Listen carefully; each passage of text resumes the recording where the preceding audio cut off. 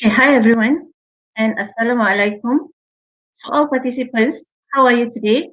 Hope all of you are doing fine. Welcome to SGC webinar series brought to you by SEGi Group of Colleges. My name is Nada. I'm the moderator for today's session. Welcome to this live webinar titled Broken English, Common Mistakes that You Must Avoid.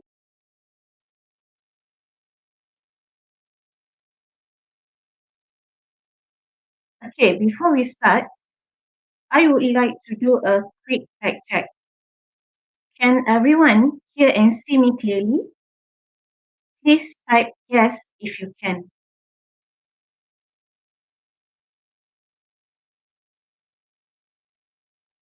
For those of you who have just joined in, I welcome you once again to this live webinar titled Broken English, Common Mistakes That You Must Avoid. My name is Nada and I will be your moderator today.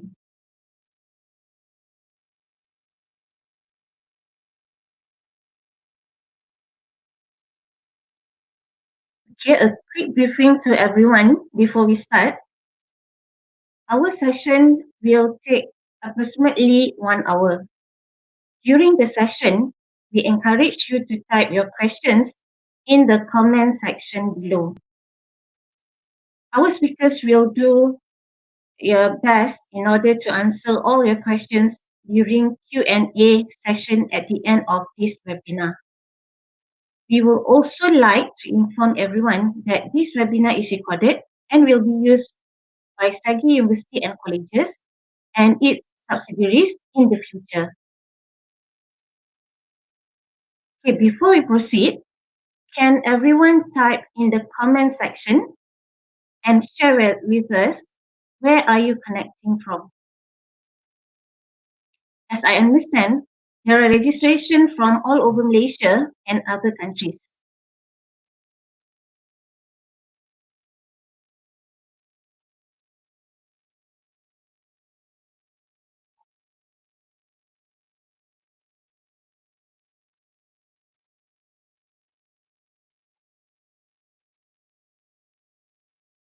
Is everyone ready for this webinar? If you are ready, please press 1.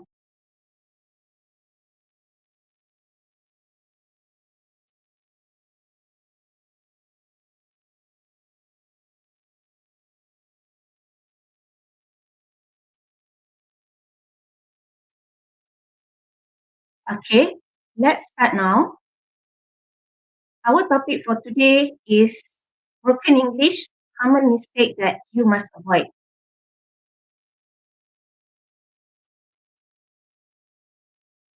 Okay, let me share with you a little bit about our speakers for the day. Our first speaker is Miss Haslina Hassan. She is our English lecturer from SEGi College, Subang Jaya, and she's teaching English subject to students from various backgrounds with different proficiency levels. She is a master degree holder in applied linguistics, dabbling mainly in the English language. After completing her degree in Bachelor of English Language, she graduated from University Putra Malaysia, UPM, with first class honours for both her bachelor's and master's degree. Haslina's niche is in English language experiential learning, in which she believes that learning takes place in the society. She has also conducted study in discourse studies looking at language in culture.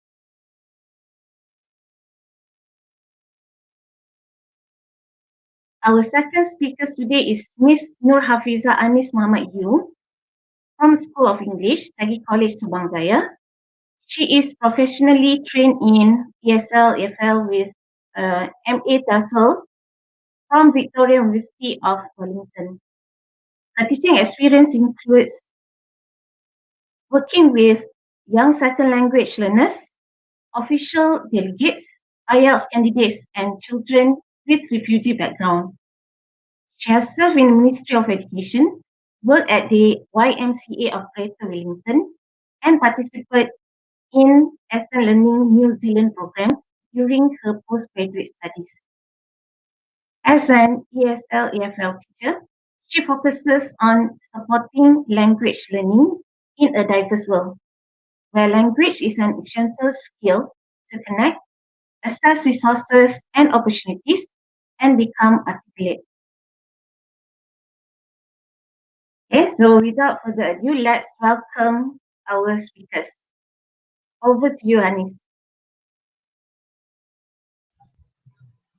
Hi, hello everyone. Good afternoon. I hope you are doing well at home. Please stay at home.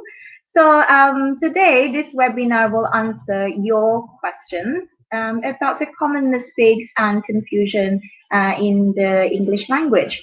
But Hasina and I, we didn't want to assume, so we posted the question to our social media followers and we asked our teacher friends to ask the questions to their school students. And within 2 days, we received about 60 questions. And we tried to find some common questions and we will answer them today. However, if you still have questions at the end of our session, please feel free to comment in the comment section. So we'll start with the first speaker. Over to you, Hasi.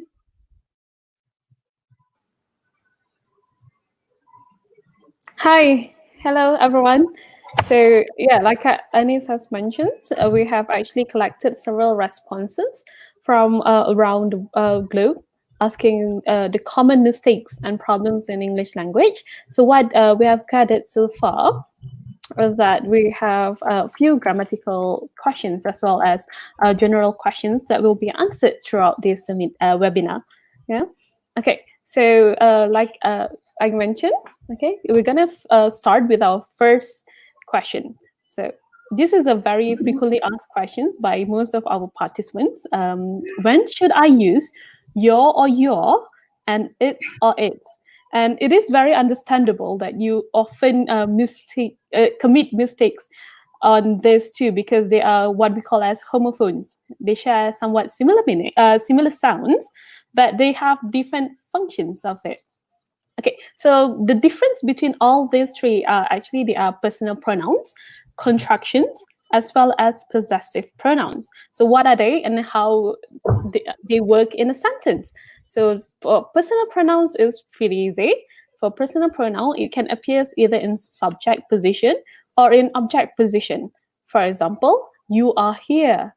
So you in this sense is in the subject position, and it can also appear in the object position. So the subject position is you, okay, followed by a verb are and followed by an adverb here. Same goes to it and they. It is here. So it refers to the subject, is the verb, and here is the adverb. All right, so next we're going to look at what it means by contractions. So contractions are basically when you have a noun or pronoun connected with verb. So for example, your, it is, and there.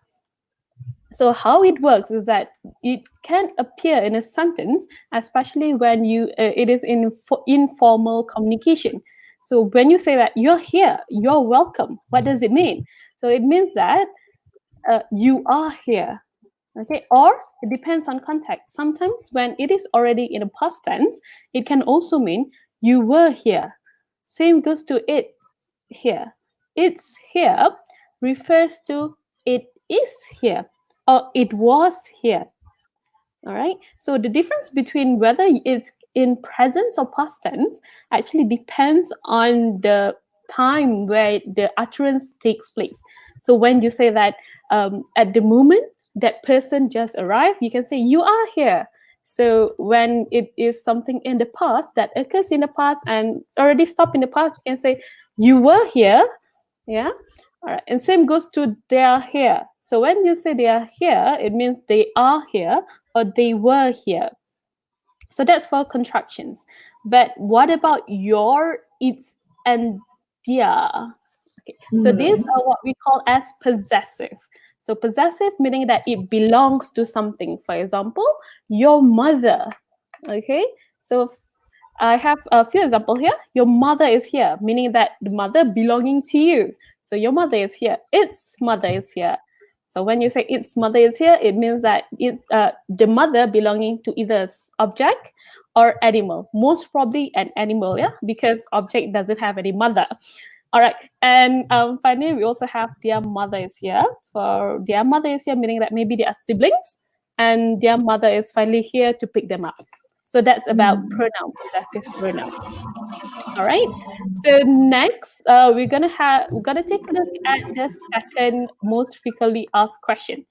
Do I use that means or that is mean or that's mean? Help. So in order to know which one you should use, like I mentioned previously, we're going to look at subject-verb agreement. So what does it mean by subject agreement? What's so important with subject agreement? So for subject-verb agreement, like we have seen just now, okay, for constructions, okay, that's where we have the pronoun connected to a verb. So usually it is an auxiliary verb. For example, is, are, or am, or was, or were. So when you say that means, it actually means that you are referring that sentence to another sentence previous to that sentence. For example, you can say that I am from SEGi Subang. That means I am a student. So you can say something like that. That means, okay? When you say that's mean, okay, for the second one, all right? So that's mean means that you are mean. That is very mean. You are cruel. Okay, so that's what it means. And for the last type of that's mean, where that doesn't have any apostrophe with the s, that is totally incorrect. Yeah, it's ungrammatical. Please do not use that in any form when you are writing or when you are speaking. All right. So yeah. So it actually depends on what you mean. So when you say that that means, it actually refers to the sentence previous that. So when you say that is mean, that is cruel. Don't do that. Okay. Okay. So I have one question for you. Consider this. Rosna is Ali's sister. So that means they are sibling. Or is it that's mean they are sibling? Or finally, that's mean they are sibling? Which one do you think is the answer? If you think number one is the answer, that means they are sibling, please type one. If you think number two, that this mean they are siblings, type two. And if you think that that's mean they are siblings, number three, type number three. All right, very well. So most of you got the answers. Yes, that's correct. So that means is the answer because it actually refers back to the previous sentence saying that Rusna is Ali's sister. That means they are siblings. Very good. Good job. Okay, so now we're gonna look at the next most common question. Okay, this is quite tricky because it actually involves tenses. Which one should we use? Have had or had had? Okay, so in answering these questions, we have to look at the tense, present perfect as well as past perfect. So when you have them in form of a sentence, I have had my sahur, or I had my sahur. So what's the difference between these two? So the difference is if you consider this timeline. So take a look at this timeline. Yeah, imagine that the moment that the utterances is spoken. So I have had or I had my sahur is spoken at 4:45 a.m. So at 4:45 a.m., you are speaking. You are telling that to someone who asks you a question. Have you had your sahur? Okay, and in order for you to know whether it's present perfect or past perfect tense, think when the action have taken place. When have you gotten your sahur? So if you say that you've gotten your sahur at 4:20 and it started at 4:20 and it's still ongoing until 4:45, which is the present, and it might still be ongoing.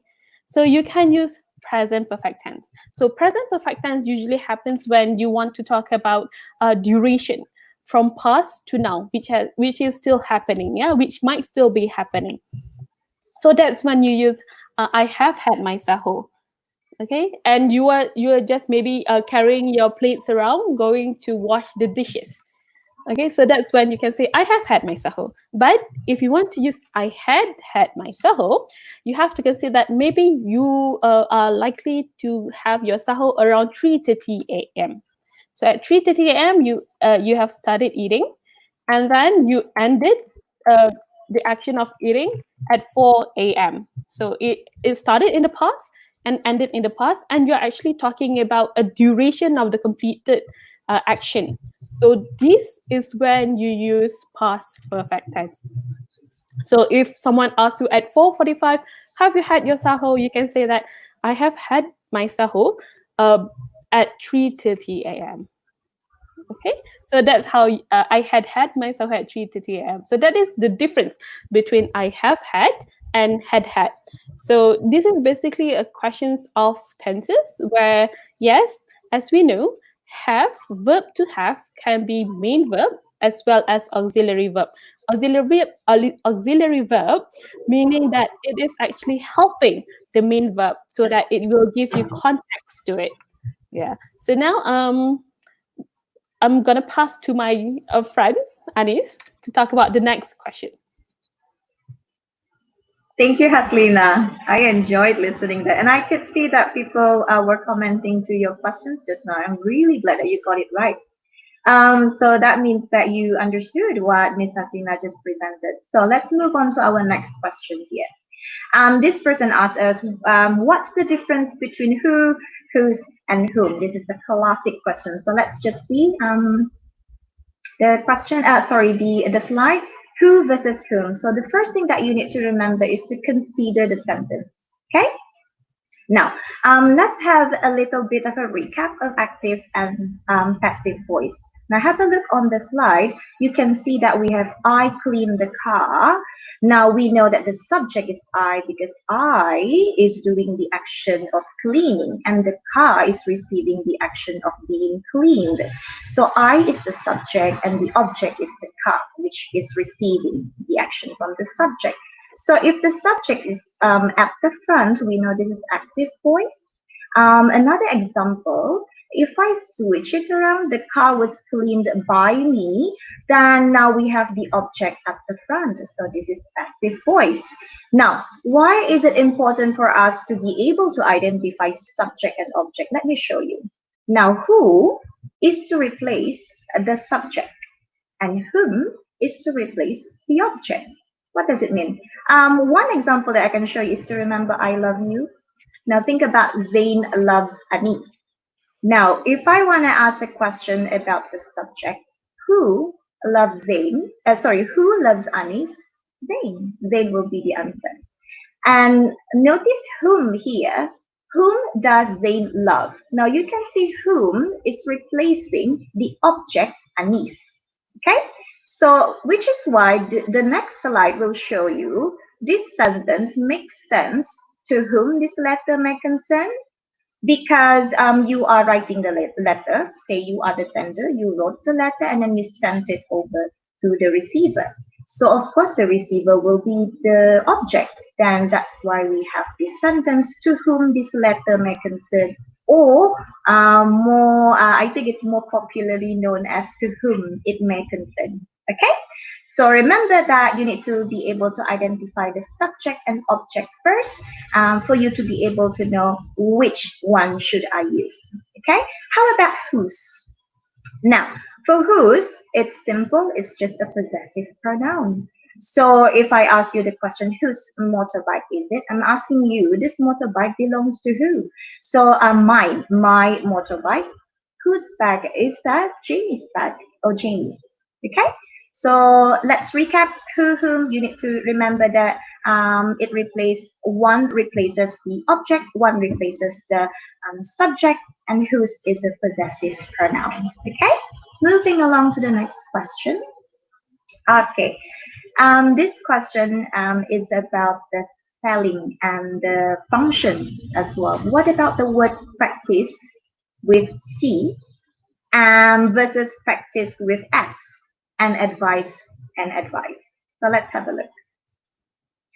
So these two, we need to remember that they are different sets of rule in spelling. We have British and American. I mean, we have more, but generally speaking, we have British and American.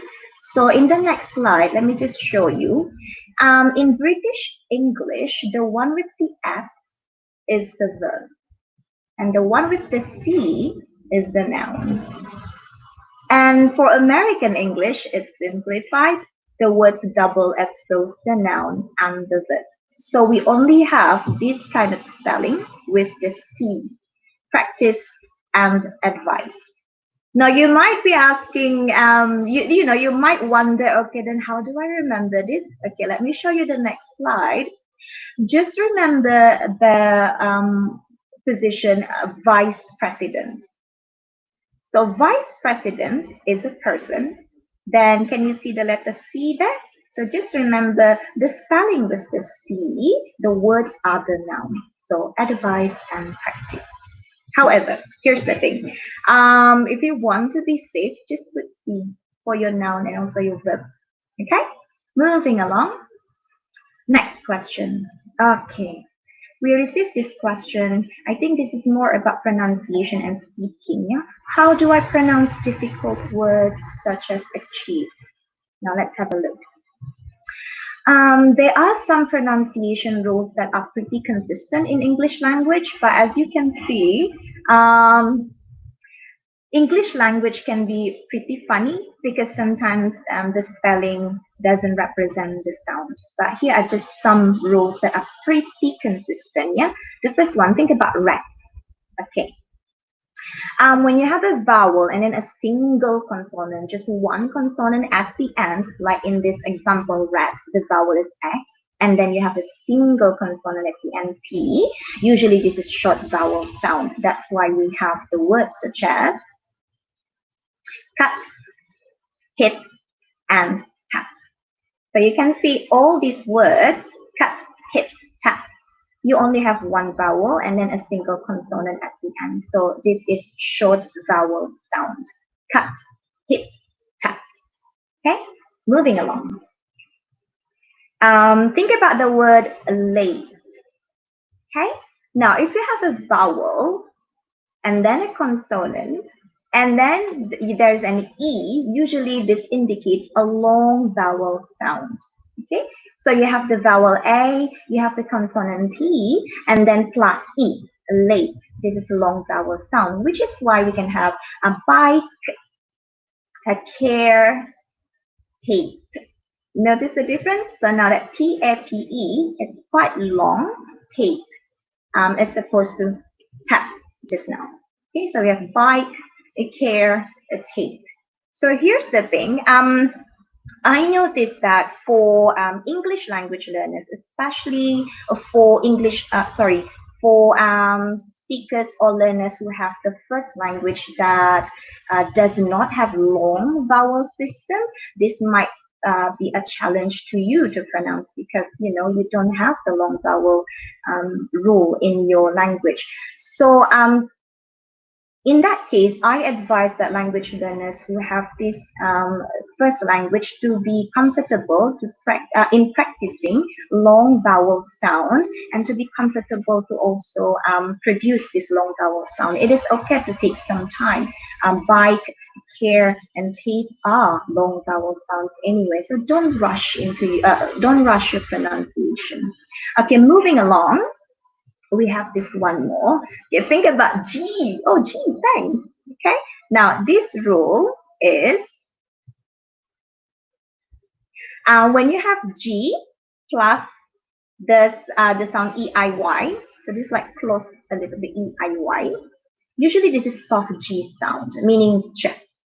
That's why we can have these words and this pronunciation. A gentleman, gentleman, giant, gin. So all these words are pronounced with the soft G, J. Gentleman, giant, gin. But moving along, if the G is coupled with the open vowel sound like A, O, U, a hard G sound, okay, G. For example, game, gone, gun. So notice the difference. Here the G, we have hard G sounds. The game, gone, gun. Okay? Moving along. However, that's the thing. So English language can be pretty funny. As you can see, this word, the way we pronounce it is rendezvous. Okay, so rendezvous. The Z is not pronounced. The S is not pronounced. The reason being is that we have many borrowed words in English language. So this word was taken from a borrowed word from French. So you might be asking to yourself, okay, now that I have some basics of pronunciation rules, and then come words such as this. So Haslina and I, our advice will be this. If you are learning how to pronounce, the first thing first is to find a good teacher. So at least you can learn how to pronounce the word correctly, and you can get feedback from your teacher.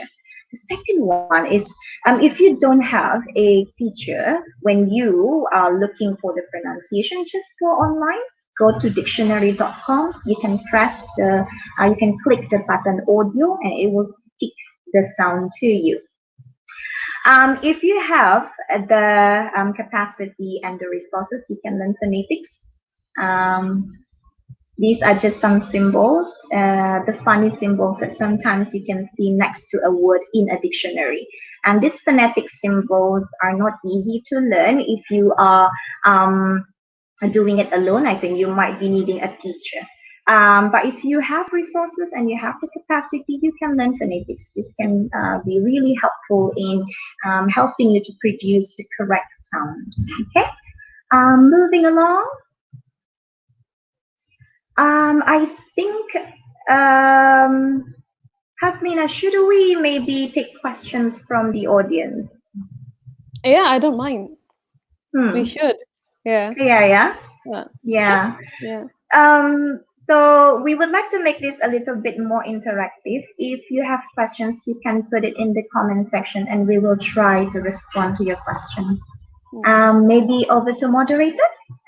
Yeah. To add, Anis, remember we have words like coup d'état. Yeah. Also loan word from from French. Yeah. Yes, so we have a lot of loan words as well. We have lots. Yeah. Okay. So do we have any questions so far? Over to our moderator. I'm sorry.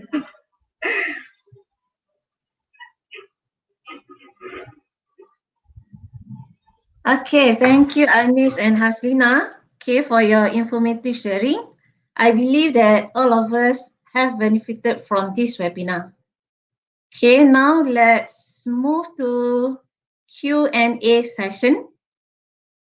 To those of you who have currently watching with us, do type your questions in the comment section below. We will do our best to answer all of your questions.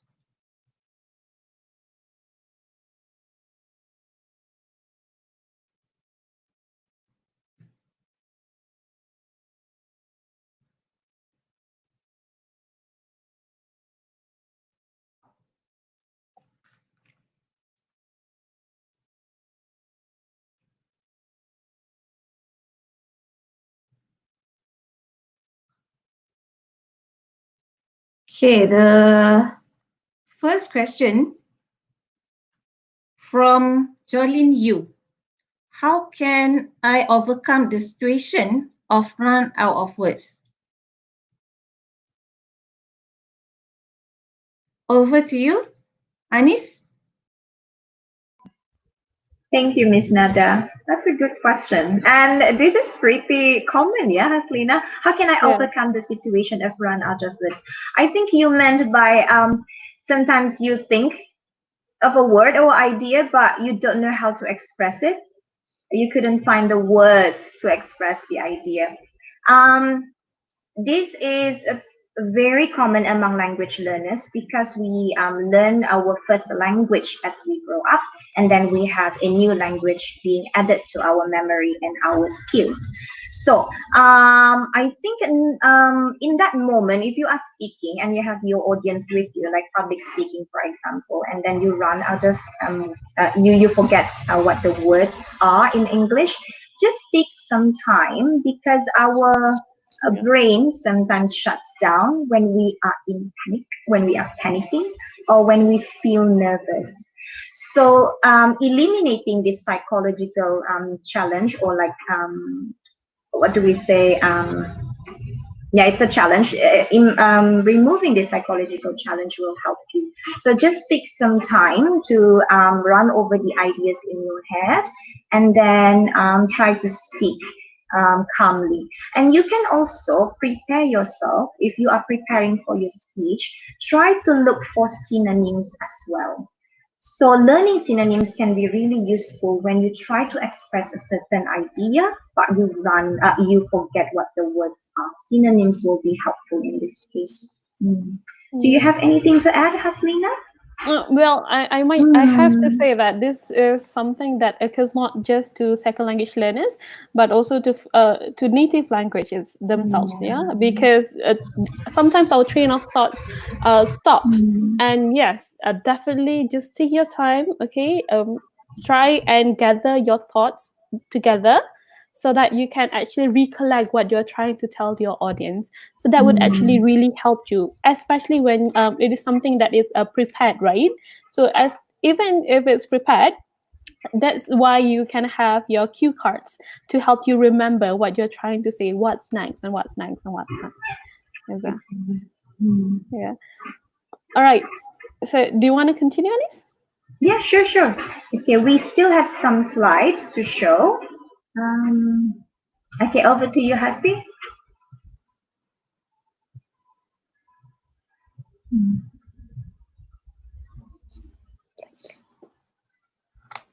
Yeah, if we can have the slides back on the screen. Thank you. This is, I think, quite a similar, not really, but pretty common. So, how can I speak confidently when people judge me? This is a question that we received from our student. So there is a research by Bonnie Norton where she looked at identity and language.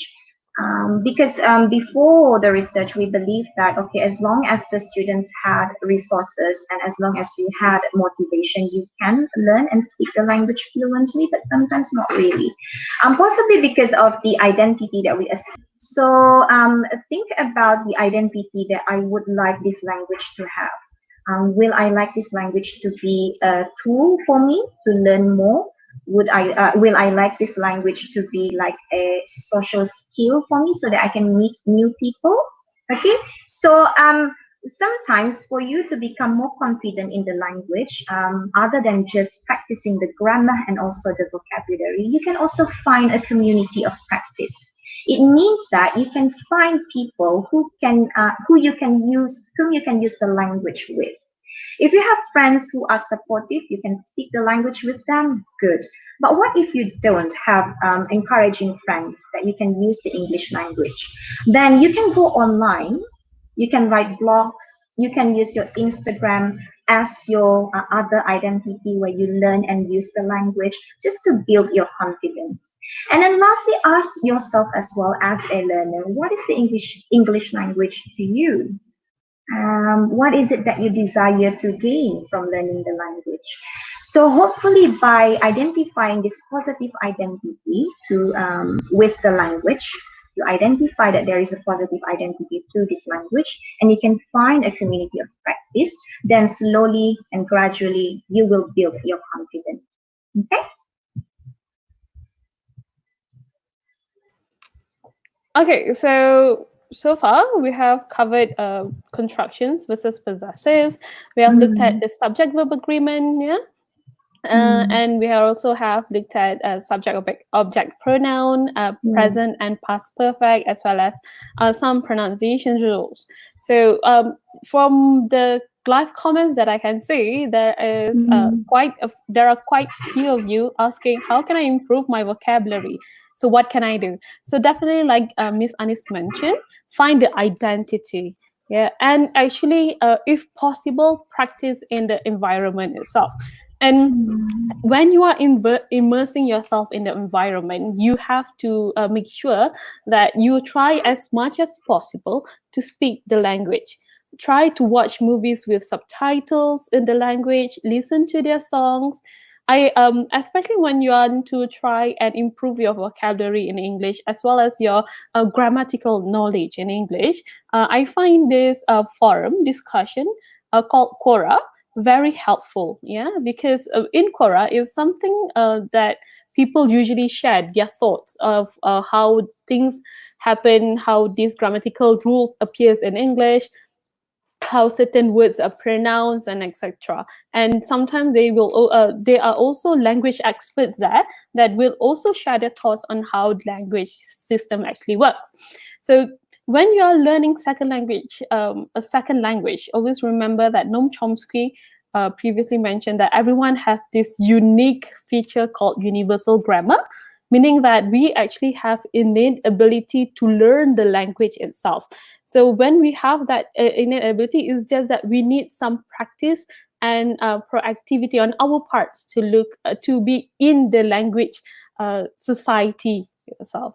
So once you want to try and get vocabulary as well as improve your proficiency in the language itself, do something fun, do something that you enjoy. Doesn't mean that it has to be read, read, read. When your hobby is not reading, you don't like to read.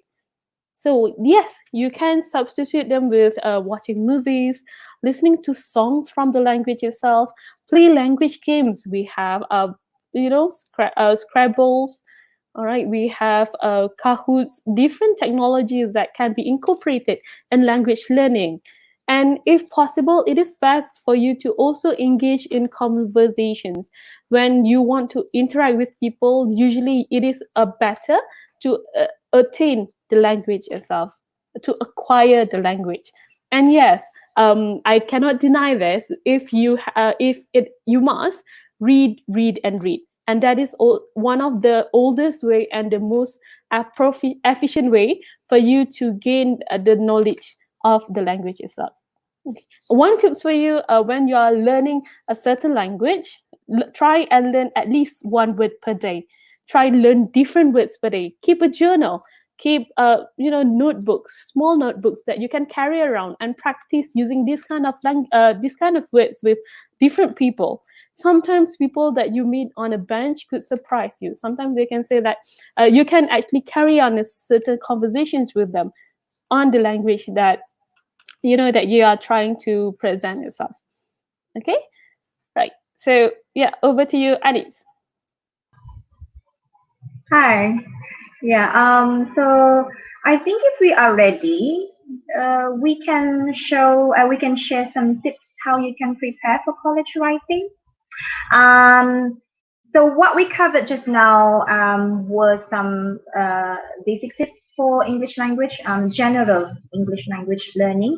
Now let's just have a look at basic preparation for college and academic writing.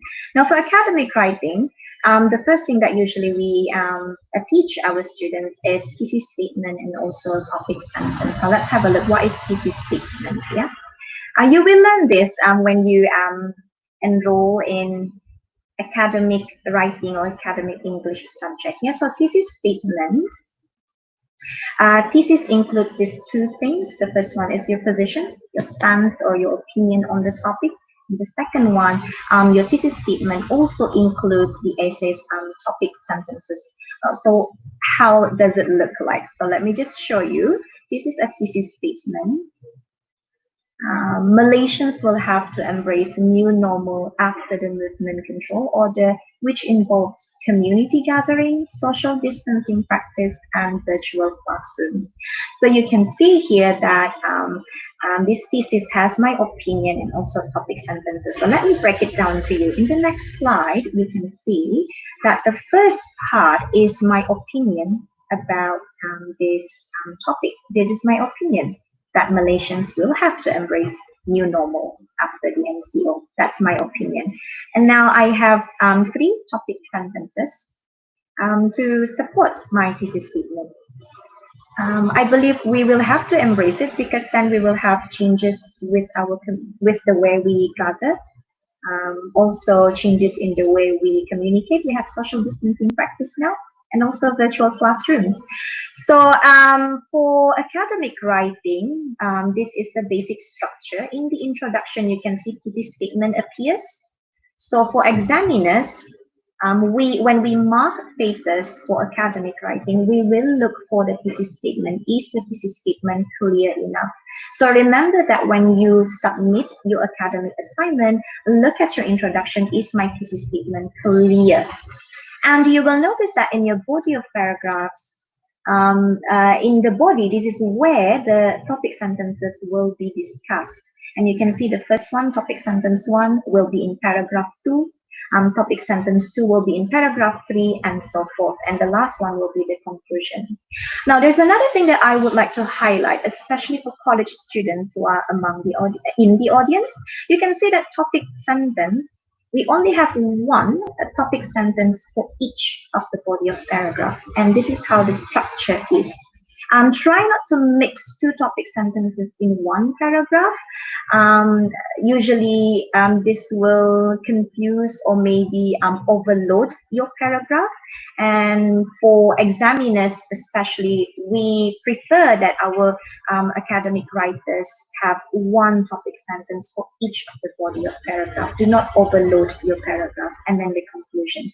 So this is just basic structure for academic writing. The first thing first that we teach is the thesis statement. Moving along.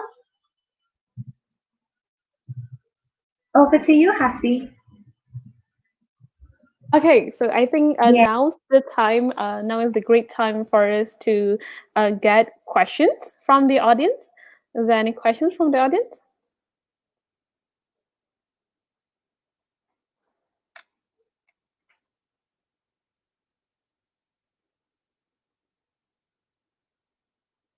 Okay, we have one question.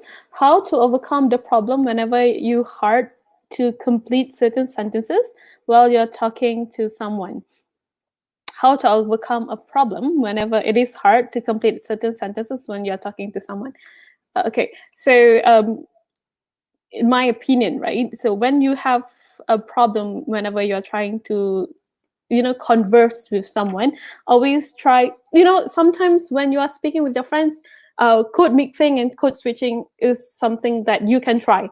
Code mixing and code switching meaning that you actually use your native language along with the target language, meaning that you use both languages in a sentence. It will also help you gain new vocabulary, as well as it will keep you in check of what kind of words that you need in order for you to have a complete sentence with in the target language, in the language that you are trying to acquire.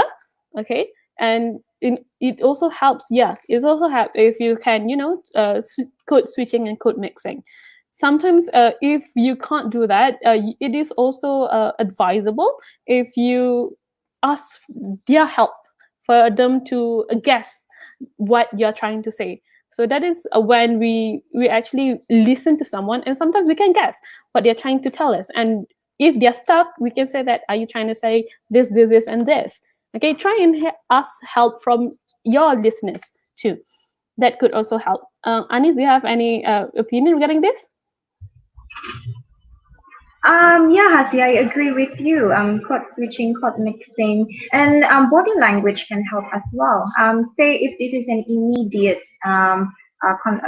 this is a conversation where you need immediate response, or the participant needs immediate response from you, and then you stuck, you just went blank, and you could use, you can use your body language. Maybe even pointing at certain things to help you. These are all skills to compensate our vocabulary as English language learners. Yeah, true.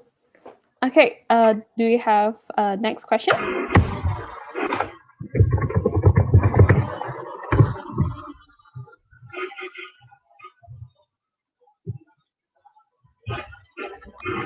So what's the difference between a noun and a verb? Because singular nouns doesn't have a, but singular verbs has as.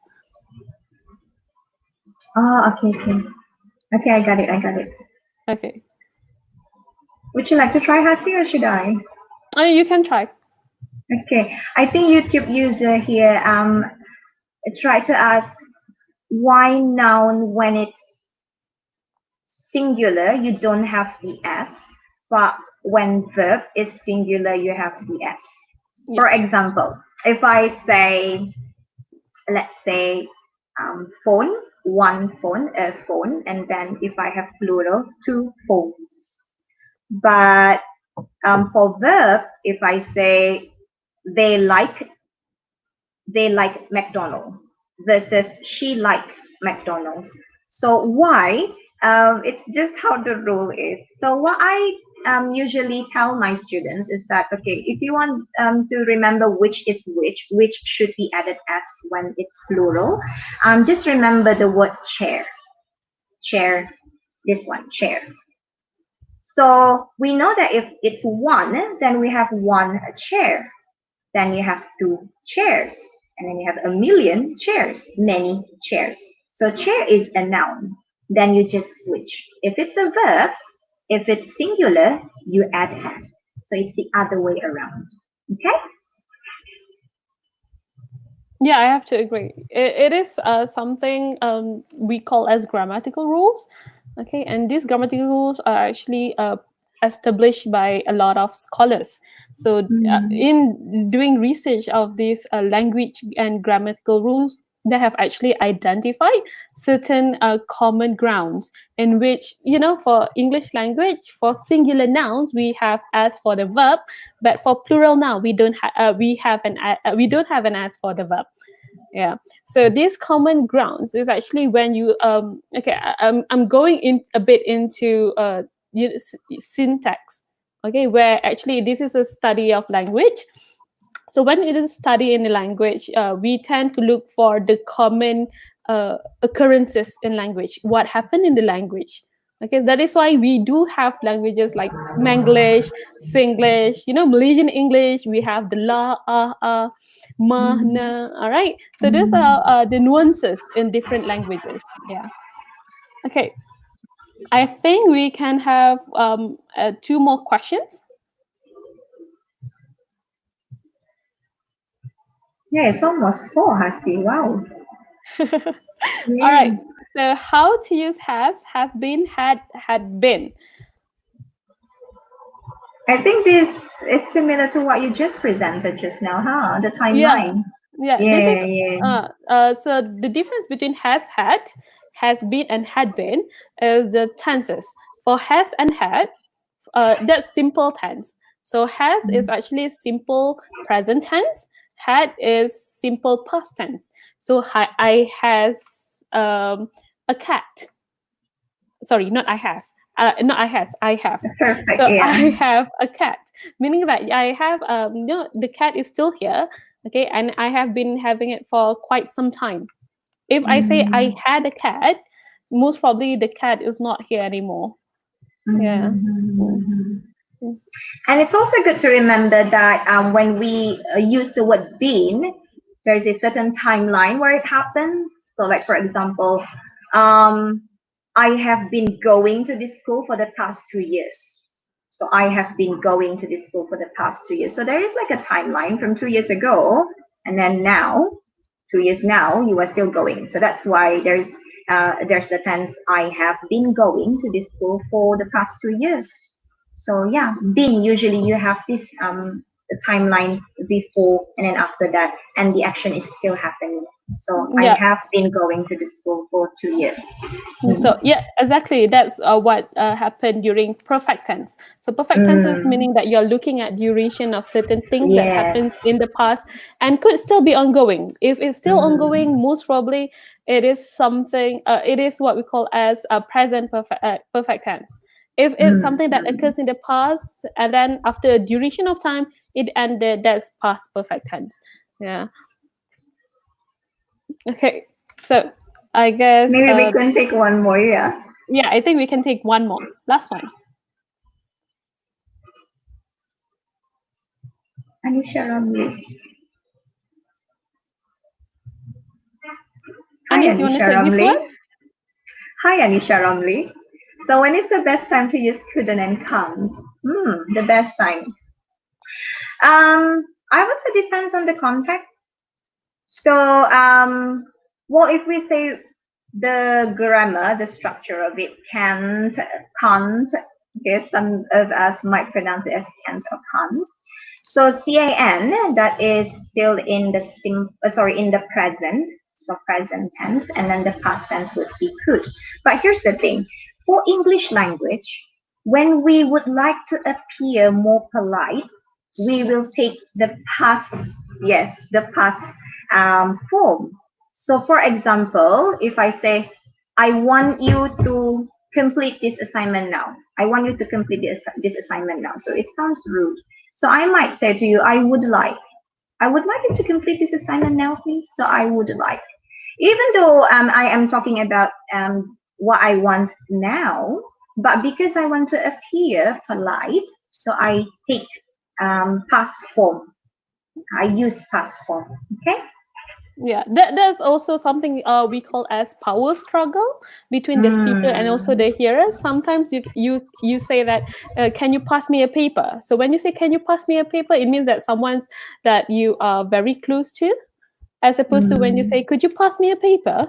So if you say could you Correct. pass me a paper, meaning that that person is not Mm. someone that you are close to, and there's Mm. certain different degree in power between you and the speaker and Mm. the hearer, sorry. Yeah, Yes. and where you actually have the underhanded, where you don't have the same amount of power as the hearer.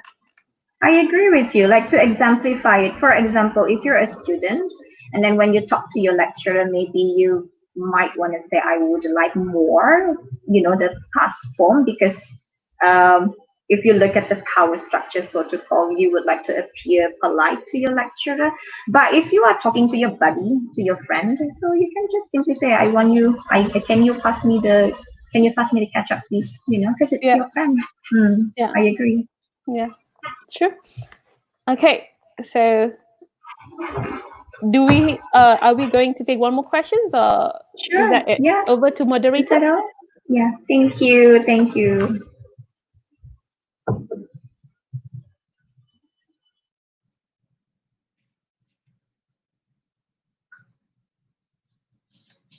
Okay, thank you very much, Anis and Lina.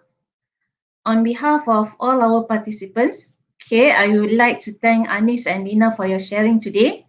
So I believe that all of us, okay, has actually benefited from this session. Okay, they are all participants. If you would like to know more about our upcoming webinar, please type 1.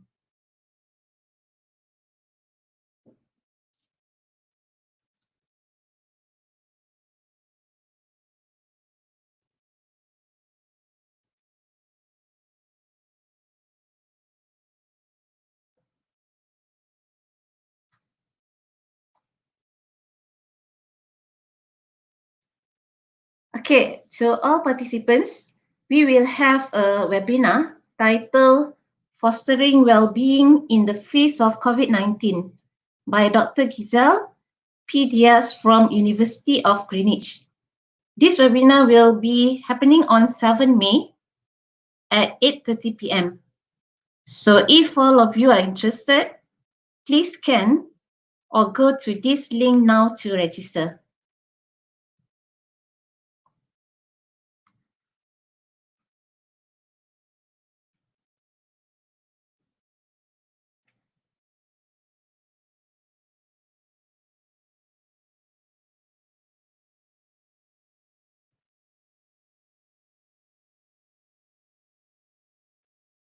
If you don't want to miss any of our upcoming session, you can also subscribe with us by joining our Telegram group.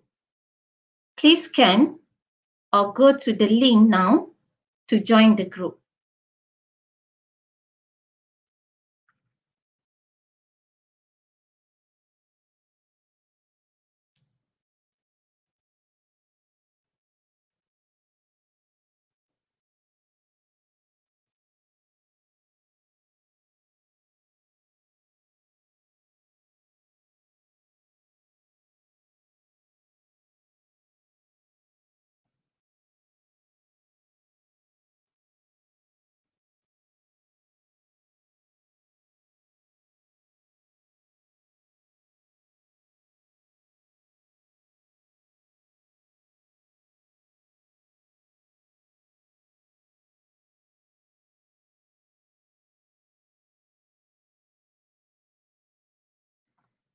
Okay, dear all participants, okay, we have come to the end of today's session. On behalf of SEGi Group of Colleges, I thank all of you for joining this webinar today. Stay connected and stay safe. See you next time for our upcoming webinar. Thank you very much.